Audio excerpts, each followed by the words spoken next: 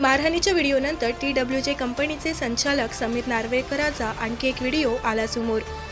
11,000 गुंतवणूकदारांपैकी 1600 police कर्मचारी आणि अधिकारी असल्याची कबुली देताना धक्कादायक व्हिडिओ समोर आल्यामुळे मोठी खळबळ। रत्नागिरीमधील चिपळूण पोलीस स्टेशनमधला सगळ्यात कर्मचाऱ्यांची गुंतवणूक असल्याची समीर नार्वेकरची कबुली।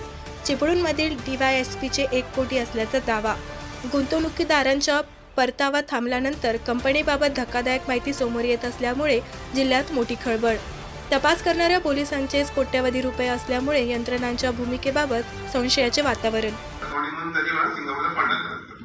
इथून होणार हे नॉर्मल अकाउंटिंग आहे ना, त्याच्यावर ते शक्यच नाही, कारण ते फ्रॉड म्हणायचं ज्याचा होईल तोही मरेल आणि जो करेल तोही मरेल एकदम। कारण 11,000 लोकांचा राग आणि त्यात 1600 पोलीस इन्व्हेस्टर आहेत, SP पासून तर खाली कॉन्स्टेबल पर्यंत आहे ना, चिपळूण तर अख्खा पोलीस स्टेशन DYSP चिपळूणचे काय नाव त्यांचं राजेंद्र, बरोबर, त्यांचे तुमच्याकडे जवळजवळ कोटी 1.5 कोटी रुपये मला भेटणार होते ते।